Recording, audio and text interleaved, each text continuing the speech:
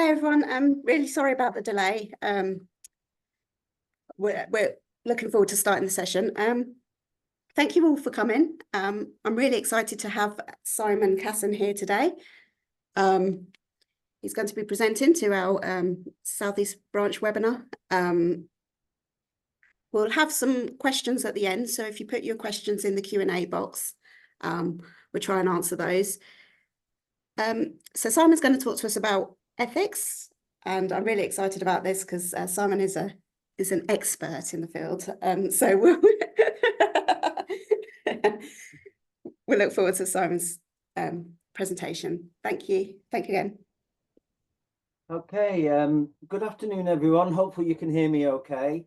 I don't know how many of you are there. I could just be talking to Lauren, really, but it should be fine. But anyway, so briefly introduce myself. My name's Simon. I work in the health and safety field. I run an organisation called Ouch. We do various elements of health and safety. A brief background, I was in the army for a bit. I was a PT teacher, PTI or whatever in the army, and then I was in the fire service for a little bit less than 20 years, not quite 20 years. I was a station officer when I left the fire service, and I reinvented myself in the health and safety world. Over the last 10 years, I've tried to improve my practice and understand things a little bit better by studying a degree in philosophy and psychology. I've also got a master's in applied and professional ethics as well. So I've got some idea of ethics, but Lauren called me an expert. I've met experts. I'm not one of them, but I've got a reasonable idea about it. A thing I'm particularly interested in is that I think our profession, to be truly cited as a profession or thought of as a profession, is a fundamental aspect of that is ethics. The very notion of health and safety is aligned to ethics. It's wrong for people to be harmed in the workplace. Well, that's an ethical statement. And almost everything that we do, we can trace back to ethics. Not everything, but almost everything. Why should we choose this control measure over that control measure? Well, that's an ethical judgment. It's a value judgment, therefore it is ethical. So today what I'm going to try and do is just give you a brief introduction to what's called applied ethics. A lot of the discourse and discussion I hear on social media or when I talk to people regarding ethics is they tend to talk about ethics in a different way than ethicists do. And one of the reasons for that is that we tend not to engage with ethicists. We tend to engage with other health and safety people rather than ethicists. So what I'm going to try and do is give you an understanding of what we mean by applied ethics, because that's really what we're interested in.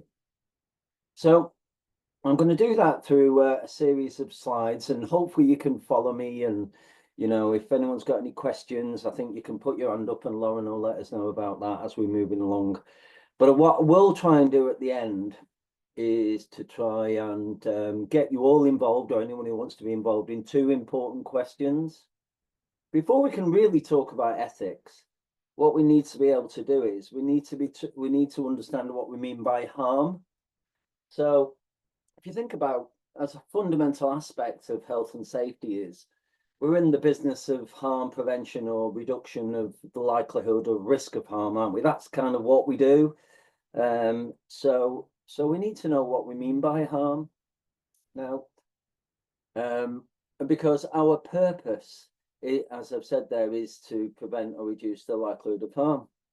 And how do we do that? Well, so what we do is we give people advice, and then we say, well, we think you ought to apply these control measures, and if you do it in this way, then we can achieve our purpose, which is support our clients in their prevention or reduction of the likelihood of harm, i.e. risk.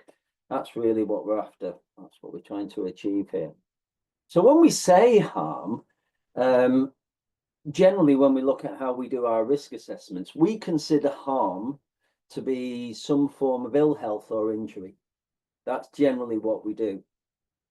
And the HSE their definition of harm. They've got a few definitions, but a common definition you can hopefully see on the screen there.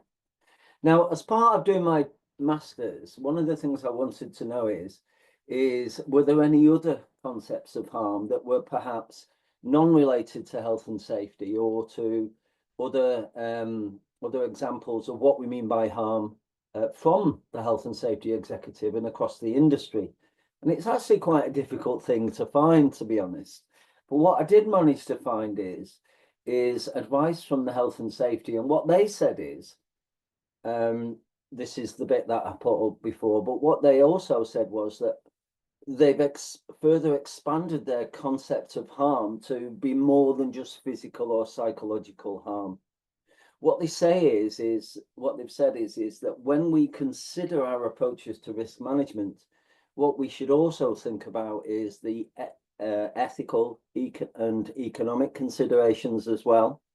Now that's really interesting then, because if we agree with that, what it also means is that what we do, what we think, our reduction of harm and and the service we provide must be ethical, which is very interesting, because then we can look at questions such as, should we seek zero harm? Now, if we think about harm as being more than just injuries or illness, if we think about it as to a wider group of stakeholders, and include things like financial harm, abuses of power, coercion, if we think about a lack of autonomy, if we think about things like that being, under this concept of harm, it opens the door to different roles and responsibilities for our profession. That's what it is, what it's done. Okay, so my notion of harm extends beyond this concept of physical injury or illness. Now, what we might say is, well, okay, our main purpose is this physical injury, and we're not saying our purpose is to prevent ethical harm. So what we might say is, what we do is primarily aligned towards prevention of physical injury or harm, or illness. We might say that it's that, but how we go about it, I believe, should consider whether we inflict harm other than physical harm or injuries. Hopefully that's making sense. So what we might call ethical harm. Okay. So as I sort of put in the blurb, it's not necessarily what we do that's the issue, it's how we go about it. Okay, let's move on. So we've got some important questions really when we start to think about ethics. And because unless we can answer these questions, we can never really discuss it. So examples of the questions include, what is the difference between morality and ethics? I do see on social media, LinkedIn and whatever, where people say, oh, that's not what this is. And if you don't know the difference between morality and ethics, well, how can you ever discuss it? Well, ethicists say, it doesn't matter. I don't care. I don't care whether you use the word morality, and I don't really care whether you use the word ethics, because they generally mean the same thing. We're talking about avoiding harming people. We're talking about what's right and what's good. We're talking about these things. So that what they say is, and this is like proper ethicists, generally they say, it doesn't really matter. You're wasting your energy just actually determining the differences between the two. So we're just going to get rid of that question. It's a non-question. It doesn't help us understand what's right and what's good. But what is an interesting question, and one that we must actually get to the bottom of, is whether ethics is subjective. Because if we agree on the one side that some things are just wrong, whether you think they're appropriate or not, ethics can't be subjective. And it's a big problem, because if it is subjective, if our starting point is, if we have two opinions, one opinion over here that says ethics is subjective, and one opinion over here that says some things are just wrong, well, they contradict each other. So really, we can't really have a meaningful discussion. So I'm not going to attempt to tell you what is objectively right and what is objectively wrong. I'm not going to do that, but I want you to realize that if you hold those two views, that ethics is subjective, it's based on an individual opinion, or some people might call it relative. They call it cultural relativism. So what we might say is, well, in one culture this is okay, and in another culture this isn't. Okay. If we accept that view, what we're really saying there is not whether something is right or wrong. What we're saying is people's views of what is right or wrong is different. Now, that's not the same as things being right or something being right or wrong. So hopefully you're able to follow me here. So we can agree that people may believe that some things are right or wrong, and also agree different things are right or wrong, and also agree that their opinions don't actually define what is right or wrong. So if that's the case, then what we've got to agree then is in some cases some things are just wrong, whether you believe they are or I believe they are, or over in one country they think that's okay, or in another country they think something different. To some degree, we're not saying everything, to some degree some things are just wrong or right. Okay. So one of the things that we also need to think about is, if ethics isn't subjective, I mean, if it is subjective, which I don't think it is, if it is subjective, it's basically you can do what you want as long as you think it's okay, then it's okay. We can't then say, well, that's wrong. All we can possibly say is, well, that's wrong for me. That's all we can do, and that doesn't really leave us anywhere. It doesn't help our customers, it doesn't help society. So one of the things that I think we need is, and this is again I think quite an interesting question, do we need appropriate guidance for our professional practice? Lots of different professions do have quite developed approaches. An example of that is medical ethics. Okay. So what we're saying is, we're saying here that, okay, ethics, we might be able to talk about whether something's right or wrong, but is it not also true that in certain circumstances, under certain professions, then actually some ethical principles such as confidentiality apply, and they're particularly relevant? An example of that would be medical ethics. Another example would be legal ethics. But if we talk about everyday ethics, we might say, if I see something that's inappropriate, or somebody tells me something that we think is just wrong, then I need to tell somebody. So we can say, we can agree that in one set of circumstances, i.e. you're a medical professional or a legal professional, confidentiality is absolutely key, and no, you don't tell people what your client has told you. Whereas in other circumstances, in other roles, if somebody tells you something that's important, well, you have a duty to share it. So confidentiality doesn't exist in the same way. So if that's the case, we can, if we can recognize that's appropriate, then what we need to understand is what we're really talking about is ethics in a practical sense. So a description of ethics here, of applied ethics, I'll let you read it. I'm not just going to read it out to you.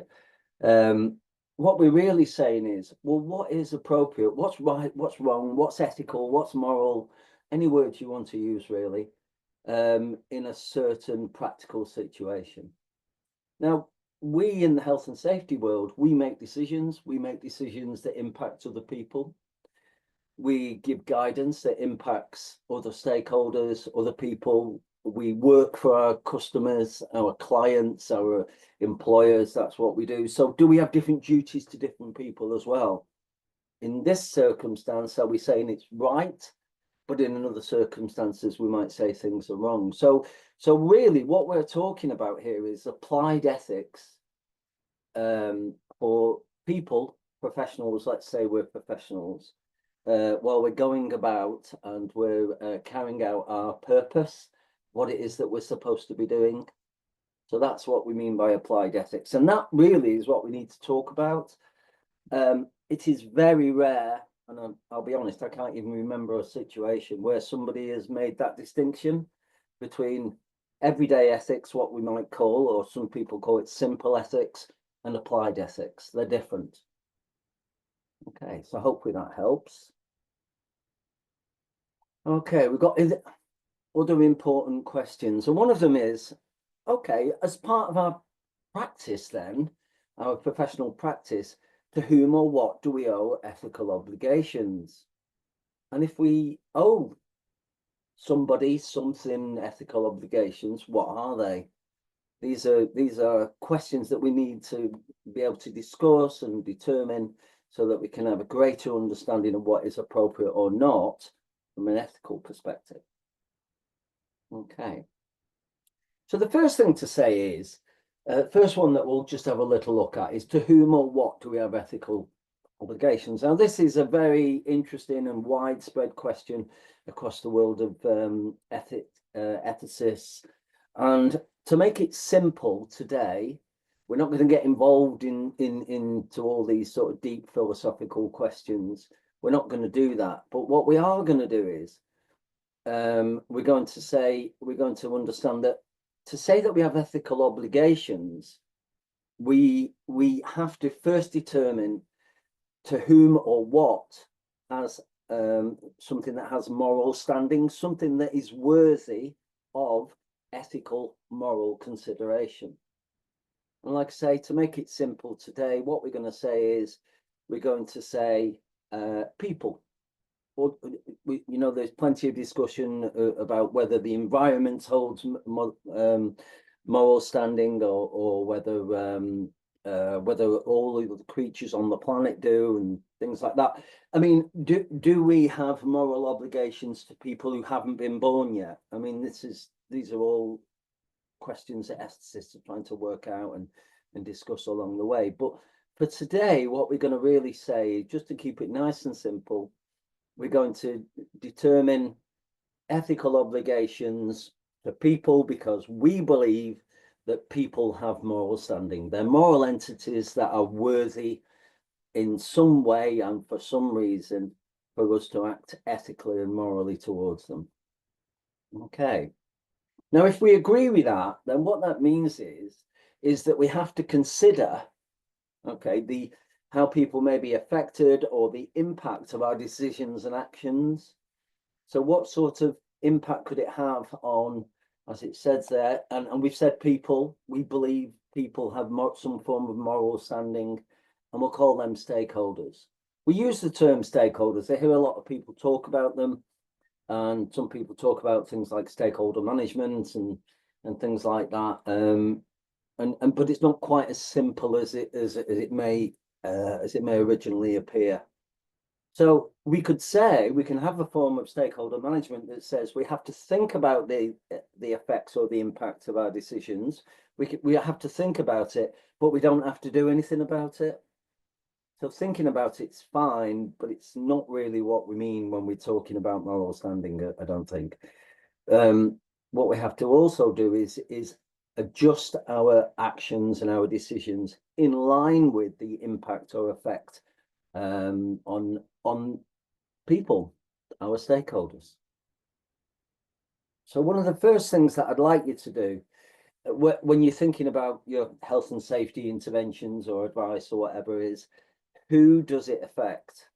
Because if we agree that people have moral standing, our decisions and actions, who do they impact and to what degree?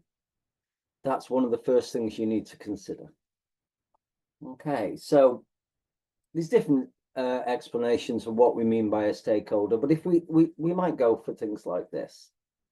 One way of describing them is primary and secondary stakeholders. So we could say, well, okay, primary stakeholders there are our clients, our employers, our suppliers. So yeah, our subcontractors, people like that, our customers, our employees, and the local community where we operate.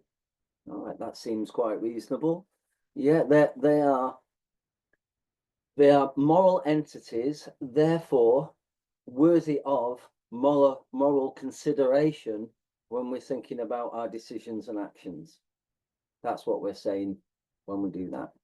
Secondary stakeholders, I mean, you know, they obviously they're quite a wide group, and depending who you read about, where you've read about stakeholders, they can include different things. But we might say that the enforcement officers, even our competitors, special interest groups, they're all what we might call secondary stakeholders. Another one to think about is our professional bodies. So if we say we have and the people who make up that body, if we say that that we have moral obligations to stakeholders, that also includes moral obligations to our profession and the people who make up that profession. So obviously the profession is made up of fellow health and safety practitioners, and it's represented through different bodies. And today, obviously, we're chatting for the IIRSM, so we'll put that one up there. So the IIRSM and the wider professional profession of health and safety is also a stakeholder. So what obligations have we got? I mean, yeah, what we're supposed to do or not do, what's good, what's bad. These are, again, interesting questions. Now, we often use the words good and right, or right and good. Now, the way that ethicists or applied ethicists, and just to confirm, not all applied ethicists agree with each other. It's not like, you know, that's not how it works.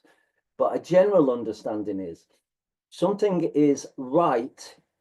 That relates to what we might call rule-based or duties or obligations, or so things like something is right, i.e. do no harm. Do no harm to people. These people, well, they have moral standing, so therefore it is right that we do no harm. Okay. So that's what we mean when we say something is right. That's what when ethicists say something is right. And when we say that something is good, we're saying that we should do something or avoid something related to their consequences. So we've got this duty notion of, and we call that the right thing to do. That's what ethicists say. And we have this notion of the good, which is good consequences. Now, what that does is that opens up to different versions and different explanations of and different sets of guidance of what we should do. So let's have a brief look at that. A common one that you might have heard of, you might have heard it described as utilitarianism. I mean, utilitarianism is a form of consequentialism. So consequentialism is something is good. I need to do that if it brings the best outcomes, irrespective of how we go about achieving those outcomes. It's all about the outcomes. So one of the things that you may, I don't know if you do social media or whatever, but you may have heard of is people talk about blame, and they say, well, it's wrong to blame people. And the reason why is because if you blame people, it brings about bad consequences. Okay, because therefore, if people think if you have a blame culture, they're less likely to tell you about issues, and you know we can get to the bottom of what's really the health and safety issues in a workplace.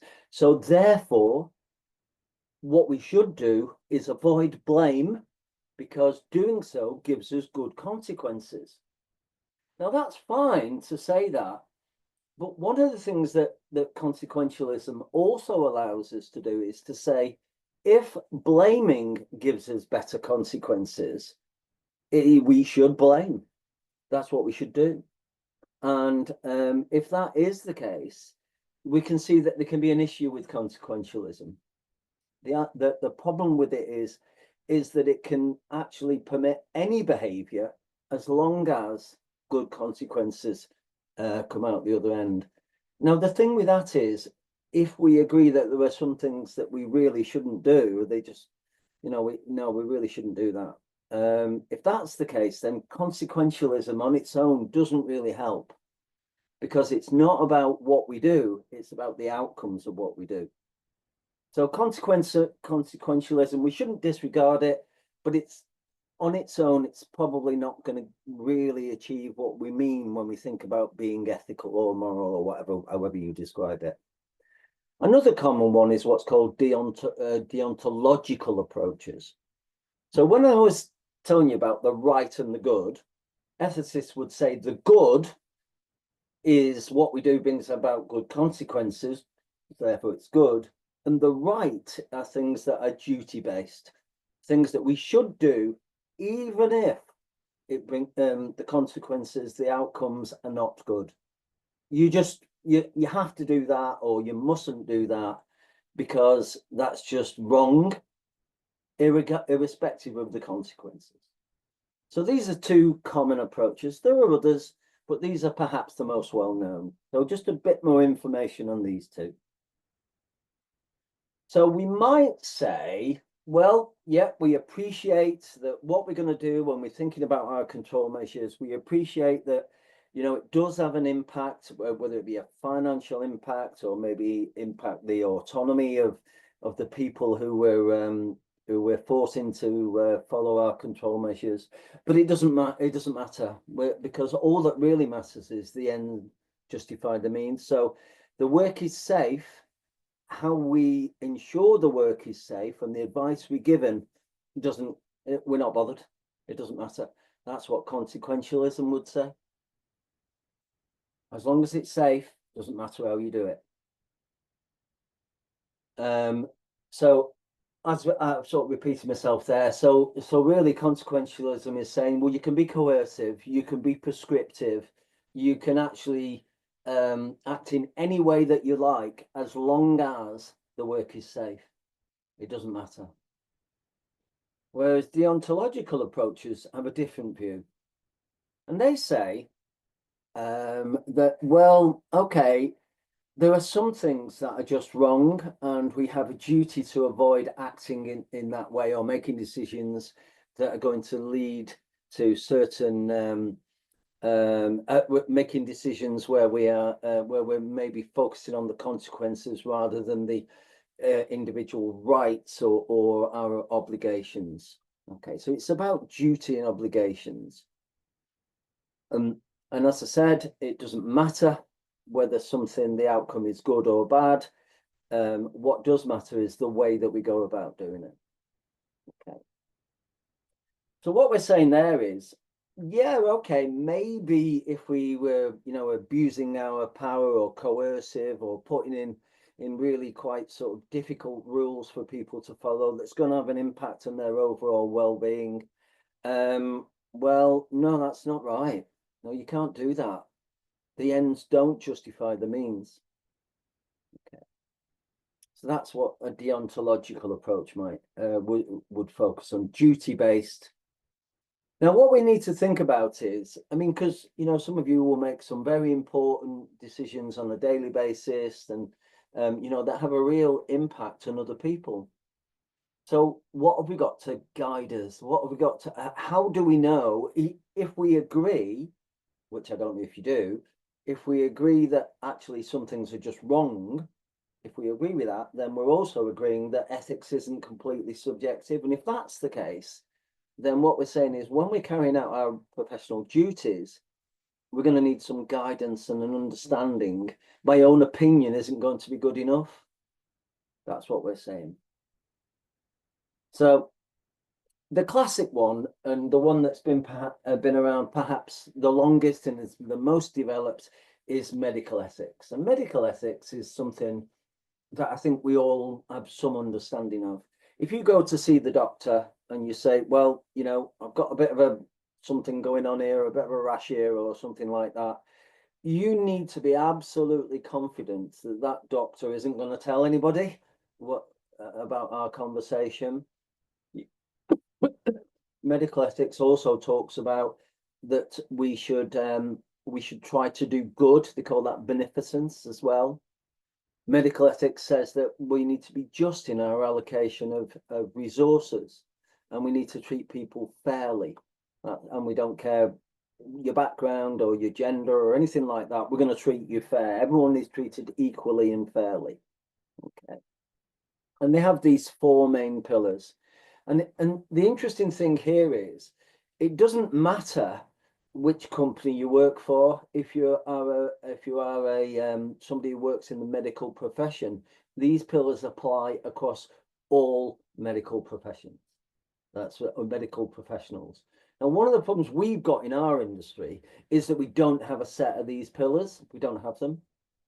So you could be a member of one professional body which says this is the right thing to do and this is what you should focus on, and you could be a member of another professional body that says, well, actually we think these are the things that you need to think about, and these are your pillars or your ethical principles that you should carry out your practice according to these pillars or ethical principles. Which is confusing for our customers. Our customers don't really know what we stand for because there's no consistency. There just isn't. Non-malfeasance, and that's one that we've perhaps taken on board when we talk about do no harm, because that's what it means, zero harm. People talk about that, which is why we also need to consider what we mean by harm, and we need a proper understanding of that. Is harm a little scratch on the back of my hand, maybe a centimetre long that'll be healed in a week? Is that harm? Or is that not what we're talking about when we talk about harm? Are we talking about something different?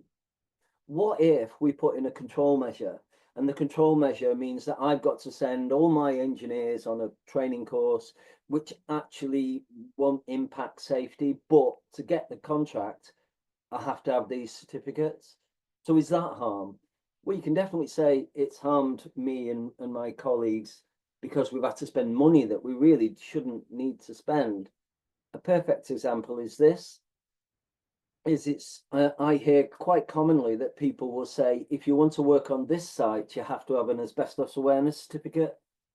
And what the job that they're doing is a new build, and there isn't any asbestos, and you're not going to come across any asbestos because the nature of what you do won't bring you into any possible contact with it. But if you want to work on the site, you have to have the certificate. So we can see there that actually in our attempt to do no harm in relation to asbestos, we're actually putting in control measures which actually cause harm. So what we do in keeping people safe seems to be quite reasonable, but the way that we're going about it doesn't seem to be reasonable because it actually creates more harm than it actually protects us from. Beneficence, what that says is the medical profession say that what we should try and do is do good. So not just avoid the bad, we should also try and do good as well. So justice, as I said before, that includes being fair. Okay. So what have we got? I'm going to sort of go through these a little bit quickly now so you can see it. So what have we got? Well, we, as members of the IIRSM, we've got our organisational values, we've got a code of conduct, and they're the sort of things that can help us as well. So if we think about those two different methods that we mentioned before, deontological, and we talked about consequentialism, what we're really talking about there is we're talking about what we do must be effective. It must achieve good consequences. It must be efficient. So we're also talking about not, too much time, money, and effort. So far as is reasonably practicable, really is helping us with effective and efficient. And deontological ethics is saying, well, there are some things that you just shouldn't do. So what have we got to guide us? Well, you can ask yourself, anything that you do, whatever you do and the way you do it, if it's not effective, you shouldn't be doing it because it's not achieving your purpose. If it's not efficient, you shouldn't be doing it. Why? Because it doesn't give us good consequences. Okay. And if it's ethical, what we're saying is there are some things that are just wrong. So those three E's can help us determine what we're doing and how we're doing it, whether it's appropriate. You can move them around, it doesn't really matter. as long as we get ticks in all of those boxes. So I'm going to give you a quick scenario now. Okay, so this is a true case. So basically what happened is there's a bit of construction work going on, and yeah, and on the construction site, we've got movement of vehicles, things like that. And we've got people as well, and we've got customers, and we've got tradespersons from all different organisations coming and going and doing their electrics and plastering and plumbing and all those wonderful things that people do. Okay, so that's what we've got going on. Now, what I've done here is I'm not saying this is the best way to do risk assessments. I'm just creating an argument that we can consider. So before we've started the job, what we've said is we've got the safety person in and we said, can you help us out with this, please? We think we might have an issue with people and vehicles. So an approach to risk assessment might look something like this. Just saying, I'm not saying this is the only way to do it. I'm not saying it's brilliant. It's just a means of discussing the points that I'm trying to discuss. So what is the hazard? So we might say, well, the hazard is uncontrolled movement of vehicles and pedestrians. You might disagree with that. That's not really why I'm here today to argue that. Who might be harmed? So what we're saying here is, and this is the bit that we need to think about, is when we're thinking about risk, we are normally thinking about injury or ill health. I don't believe it's normal that we think about who may be harmed by the control measures or by our actions. I don't think we're thinking about that, other than perhaps injury or ill health. Here, so we might say, well, yeah, how might the harm happen? Well, there's a collision, and then we could end up with obviously some awful outcomes. Before we start the site, we might say, okay, what we've got is, yeah, well, individual trades, they can use their common sense, they can turn up and just do whatever they want. We might say that's the existing controls. And then we might rate the risks something like this. And I'm also not saying we should always use numbers, and if we do, it should be 1 to 5. I'm not saying that. This is it's just creating a discussion point, that's all. So what we might say as a health and safety practitioner, we might say, well, what we're going to need is these policies and procedures to safely manage the movement of vehicles and people on site. I'm going to tell people about that when we do our induction training. So I think that's a common approach. Okay. So what we might say there then is, well, okay, the likelihood of people being harmed now has been reduced greatly because we've got these policies, procedures, and induction training. The consequences of harm is generally thought to be the same unless there's some controls that, you know, that can affect that and bring and manage the risk down to a reasonably practicable level. Okay. We're allocating responsibilities and saying when they need that to happen. Okay. So what we will say is what we're doing, well, what we're doing is we're attempting to prevent people being harmed through the movement of vehicles on site. And I don't think many people would think that was unethical or inappropriate or inappropriate thing to do. So I think that gets a tick. I think it does. And we go, yeah, okay, yeah, that's the right thing to do. Yeah. Okay. And the way that we've done it is we've got these policies and procedures, and it still enables people to function and move around site. And, you know, we've not created any undue significant harm, non-health and safety related harm to any of the stakeholders involved. Okay, but unfortunately, what's happened on site is there's been an incident involving a vehicle and people. Okay, and this is a true incident, one that that happened. And so what the health and safety person, I'm assuming, I don't know, I wasn't working with them, but what happened is there was a ban of vehicles on site, and because of that, what happened is all trades, and there were lots of them, the electricians and plumbers and all that lot, suddenly had nowhere to park, and it was in quite a built-up area. And the local community centre, which is very small and used by mums and tots and scout groups and things like that, all the trades, what they did is they started to just park their cars vans wherever they could which meant the local community centre, really, no one could park in their car park. It meant that people trying to come home or park outside their houses, well, they couldn't. Some of them were having to park great distances away, and for people with mobility issues or young children, that was a real problem. Okay. So let's have a look at this then. So what happened? So yeah, the health and safety person, well, we still got the same hazard. They were only considering the people on site who could be harmed by that hazard. So their existing controls. Well, first of all, what they'd said is they'd said, well, yeah, if you follow the policies and procedures, and we're going to do that through induction training, it manages risk to this level. But the reality is the policies and procedures were not effective for whatever reason. So the reality is the risk levels were not what we said they were going to be, which is interesting because we then say, well, okay, why did we put in control measures which were not effective? Why did we do that? So now we're going to, this is what they said, is said, right, okay, there's only a permit system, only certain vehicles were allowed on site, everyone else has got to get out there in the community. That's what they're going to do. We're not interested, it's nothing to do with us, all we're interested, the only risk we're interested in and the only harm we're interested in is the movement of vehicles coming in contact with people. We didn't consider, these people didn't consider the impact to society, so they put in controls. So the way that they manage their health and safety responsibilities and the liabilities of their client basically pass the problem on to somebody else, the local community, and to the subcontractors as well. Okay.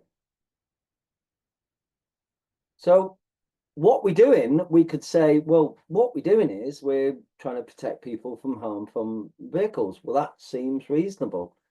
But I'm not so sure you would agree that the way that we're going about it is actually appropriate and whether it's professional and ethical. So I've got some questions for you now. Is what we are doing in the example, is it appropriate?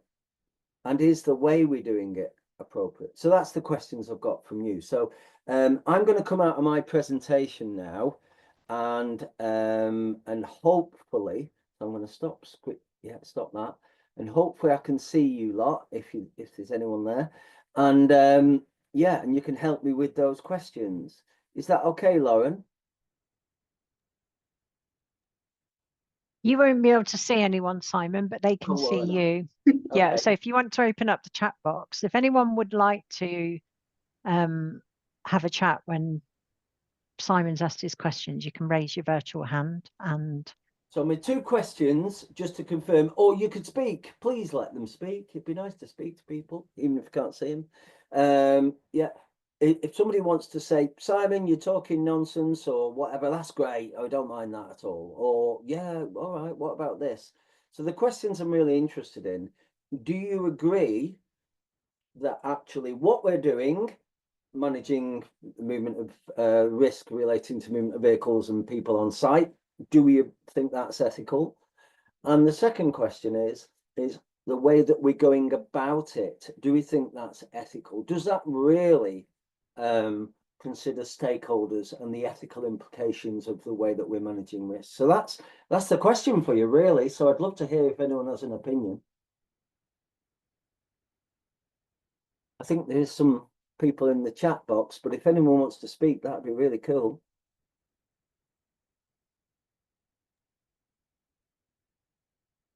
if anyone wants to raise their virtual hand, you can do that on the toolbar and I'll unmute you.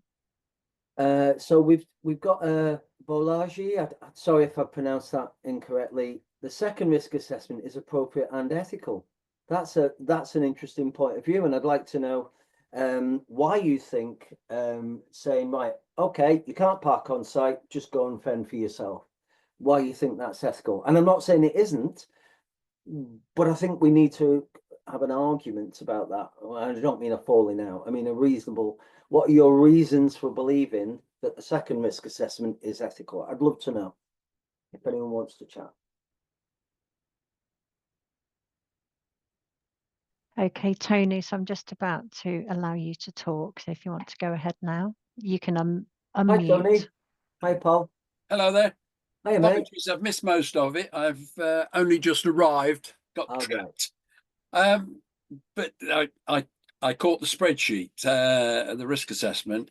Yeah, the thinking's ethical, but I do believe more can be done. In the past, we've had the clients saying, particularly with the times we're in, we want to reduce our carbon footprint, so no parking on site, and we have bus routes to the site and transport.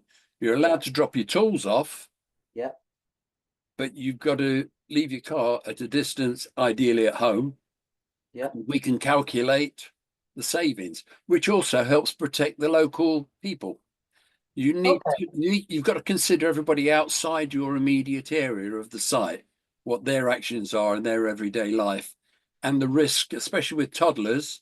We've just got a young one, and he runs away from his parents, and apparently, some wise person said you can't put reins on children; it's affecting their human rights. Okay. Well, I'm not going to make any comment on children and rain. No, I don't blame you. I'm not going to do that. But it would seem reasonable then. I don't know what the motivation behind what you were saying, getting people to park off site and they can drop their tools off and things like that. In the example that I'm telling you is they didn't do that. What they basically did was the organization, the risk that they had, they basically passed it on to the local community. Yeah. Without actually considering, they sort of said, well, all we're really interested in is protecting people on site from vehicle movements. The rest of it's up to you. Yeah. Now, is that appropriate? I don't think it is. Neither do I. You've got to protect the people around. If you take, many years ago, I think it was the Foyles site, a lorry came out with dirty wheels, left mud on the road, which caused a car to skid into another vehicle. And that was the responsibility of the site because they hadn't cleaned the road. Yeah. You could have the similar thing with traffic movements coming off of a site. If you'd parked on there, there's going to be grubby roads. So the thing there that's quite interesting here then, Tony, is if you're saying that you don't think it's appropriate to cause inconvenience and perhaps possibly even safety related issues, crossing roads, getting back in rather than parking in front of your house and the kiddies, in the community centre and whatnot. There was also a big impact on local businesses because their customers couldn't park close to where their shops were and their premises were. So there was a drop in footfall to the local businesses. Yeah, good point. I didn't pick that one up. Yeah, so the issue that we've got here is, well, I mean, next door, near where we are, the place there, they sell fireplaces and things. And basically they said, they've got maybe 20-30% less people pop in for a look. Yeah. Well, because you can't park nearby. You can't get close enough. So it had an impact on that. So the point that I'm trying to say is when we're talking about harm, our responsibilities when we give our advice, I believe it's more than just what I call safety harm, injuries and ill health. Yeah. I think harm extends to other things as well. And unless we consider harm in a broader perspective, we actually don't even think about the harm that could happen, I call it general harm, to a wider group of stakeholders. We just don't do it. No, you're right. Yeah, I think we're learning now, and some of our clients are asking for further protection and to consider looking outside the box of your site. Yeah. So I agree with you, Tony. I don't know if Balaji can come on and speak. So what they're saying is they're saying, based on that, is this consequentialism. It doesn't really matter whether we've impacted the local community because the consequences of protecting people from vehicle movements on our site that we have responsibility, that's of a higher priority than the consequences for anyone else. Yeah. Well, I'm not really sure that's how the world works. No, I think I'd agree with you there.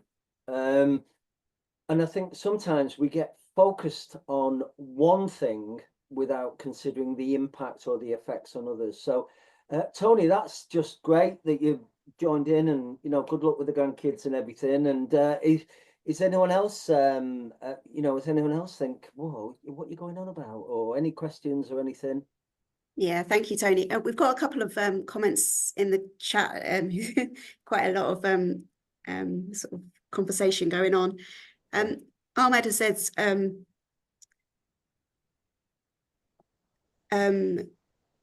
yes, it is ethical, as the RA was developed based on their knowledge during the time to manage the risk, on how to manage the risk. Okay, so when we think, I mean, that's an interesting one. So, so when we think about our knowledge, what we can learn from this idea that we use under Section 37 of the Health and Safety at Work Act. See, I am a real health and safety professional. I do know some of these things, and we say that actually you should have been put on.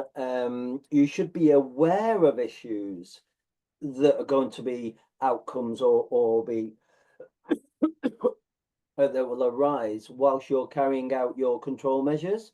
You, in your position as a professional, you should be thinking about the implications of other stakeholders other than the direct ones who you are thinking about protecting from the movement of vehicles or whatever. You should do. So in the same way as we say, so what we're saying is, well, I didn't know is not a defense. I didn't know because I didn't think about it. I'm afraid that's not a defense. Well, I didn't know that, I didn't know that that chemical was dangerous. I never even thought about it. Oh, well, that's all right, mate. Don't worry, you're fine with that. We wouldn't accept that, would we? And when we think about what we are as professionals, we've got duties not just to our clients, but to society in the as a whole.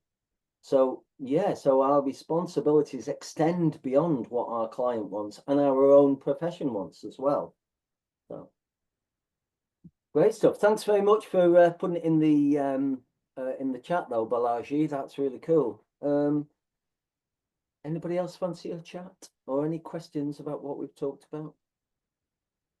I think this is the secondary stakeholders that we kind of sometimes miss in our risk assessment considerations.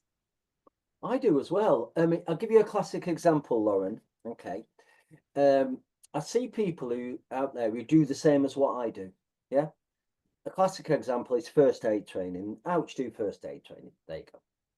And it is almost never do I see other companies that do first aid training say well done when somebody's done something great. Well, I don't understand why. Why? Because if somebody does something that's great, that's a really great bit of work, and and well done everybody, it doesn't matter whether they're a competitor, it's still great work. Why?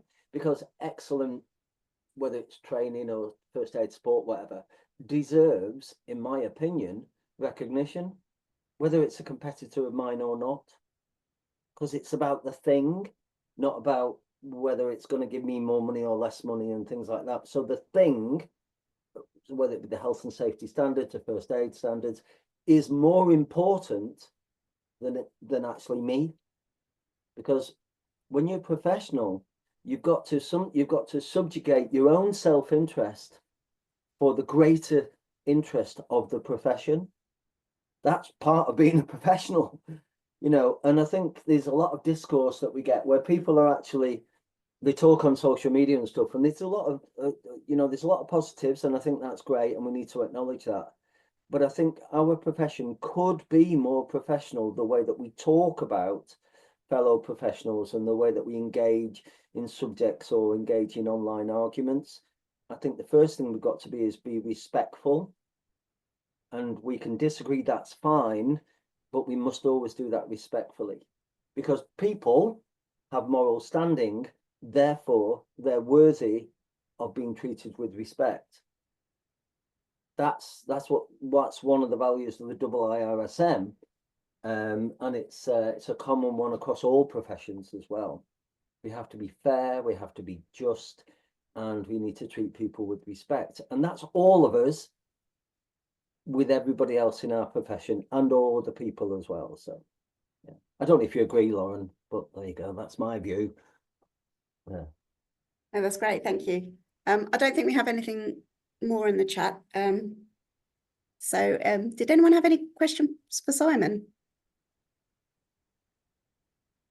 Can I ask you a question, Lauren? Yeah, go for it. Okay.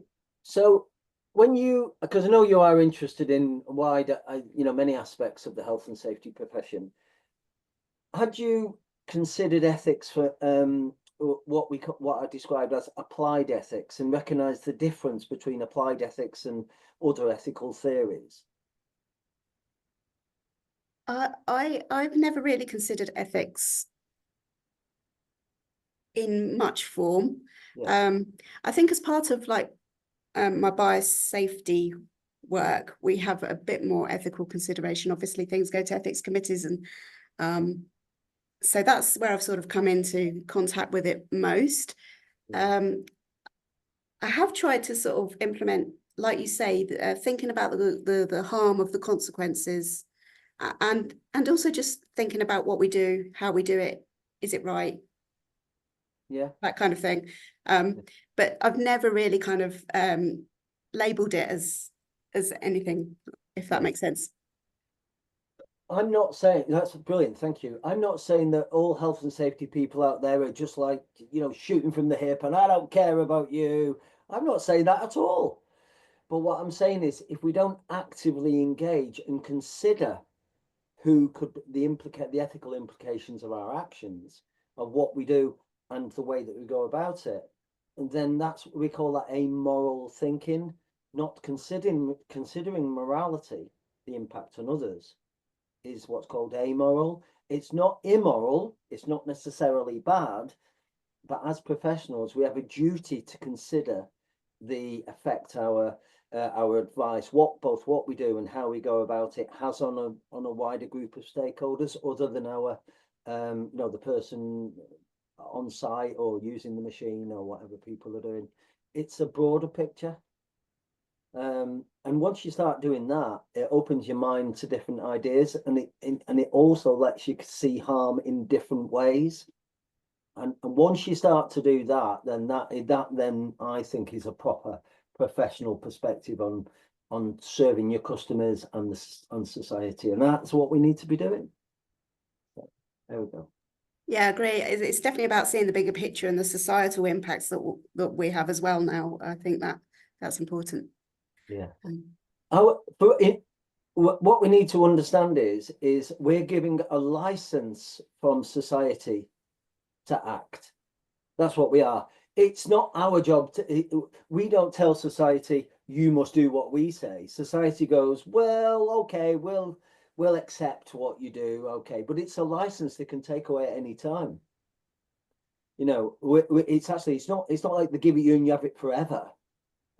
We have to act according to the best interests of society, not to our profession.